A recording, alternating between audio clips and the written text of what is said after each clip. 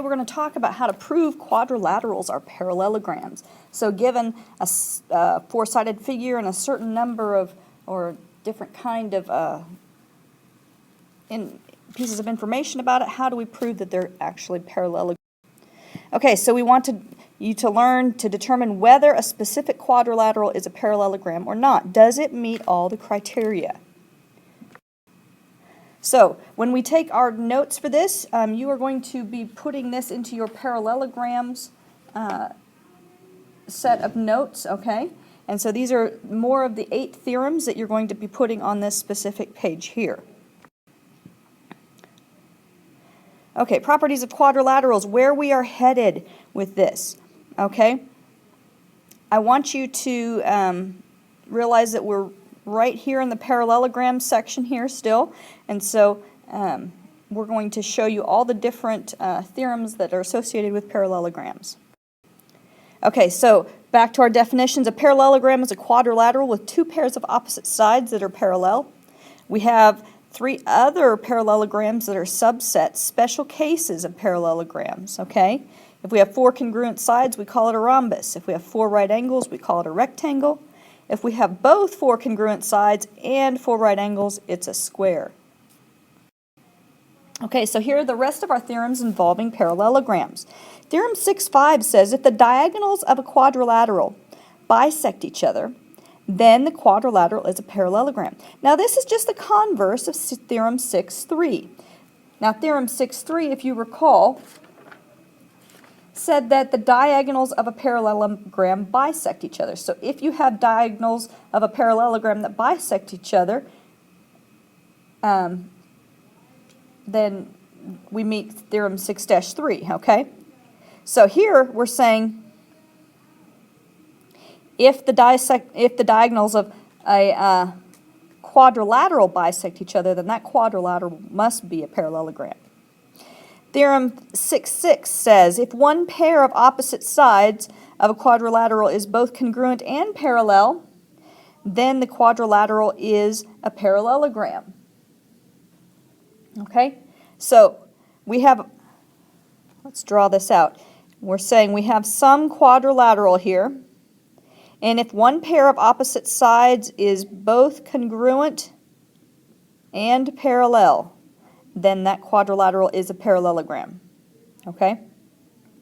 So what this is really meaning is because the sides are parallel and the sides are congruent, we either have a situation where our quadrilateral, well, we could have any number of situations, but that's going to mean necessarily that we have to have the other 2 sides will end up being parallel because the top 2 sides are congruent. So let's look at this example, and we're given that AB and DC are parallel, and we want to find values of x such that this quadrilateral must be a parallelogram. So if we know that this side AB is parallel to CD, we can mark those parallel. And recall our theorem 6-6 that said if we have opposite sides of a quadrilateral that are both congruent and parallel, then we must have a parallelogram. So if we use theorem 6-6 and set these 2 sides equal, which means they would be congruent, then we can find values of x that would cause this quadrilateral to be a parallelogram. So we set side AB equal to side CD, and we solve. So subtracting 3x from both sides and subtracting 7. So x is going to equal -2. Now this is not saying negative distance or anything, it's just the value of x is going to be -2 to cause those 2 sides to be congruent. If you wanted to go further to prove that they were congruent, you could find their length. So 3 times -2 plus 5 should equal 4 times -2 plus 7, and we get -1 equals -1. So yeah, sorry I keep having bad examples here where my sides actually end up being negative, but we're talking distance, so we can take the absolute value of those. Now let's talk about our remaining two theorems here. If both pairs of opposite sides of a quadrilateral are congruent, then the quadrilateral is a parallelogram, okay? So both pairs of opposite sides of quadrilateral are congruent. Now this does not mean that they need to be congruent to each other.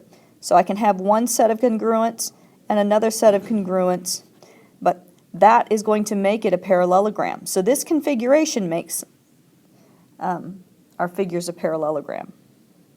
Theorem 6-8, if both pairs of opposite angles of a quadrilateral are congruent, then the quadrilateral is a parallelogram. So this is saying if I've got one pair of opposite angles that are congruent, and another pair of opposite angles that are congruent, then my figure must be a parallelogram.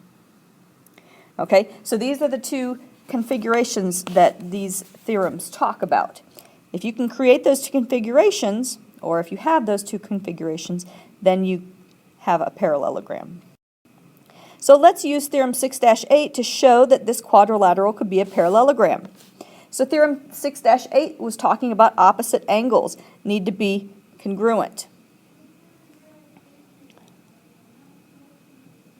And for this, we're going to need systems of equations, because when I set angle B equal to angle D, I'm going to get negative 2y equals x minus 2. And when I set angle C equal to angle A, I'm going to get y equals x minus 9. Okay? Now, in order to solve for this, I have to use systems of equations. Thankfully, I have two equations with my two unknowns. I can use substitution and substitute this value of y into my first equation. When I rewrite that, I'm going to get negative 2 times x minus 9 equals x minus 2. So that's negative 2x plus 18 equals x minus 2. Adding 2x to each side and adding 2 to each side gives me 3x equals 20. So x equals 20/3. Don't be afraid that these are fractions. That is not a bad thing. So when I want to find out what y equals, I can substitute it back into either of my value of x, back into either one of these original equations. I'm going to pick the easy one, the one that's already solved for y. So y is going to equal 20/3 minus 3. Well, if I put 3 with a denominator of 3, I'm going to get 20/3 minus 9/3, which is going to be 11/3. So my values of x are, my value of x is 20/3, and my value of y is 11/3. And those are the values for which my opposite angles will be equal to each other, and my quadrilateral will be a parallelogram.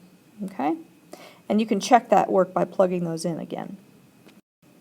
So what we've learned, parallelograms have several theorems related to their properties that enable us to prove that various quadrilaterals are parallelograms. So if my diagonals of a quadrilateral bisect, then I have a parallelogram. If one pair of my opposite sides is congruent and parallel, then I have a parallelogram. If both pairs of my opposite sides are congruent, then I have a parallelogram. If both pairs of my opposite angles are congruent, then I have a parallelogram. Okay? So these four theorems are very, very important to us. Learn them, know them, love them.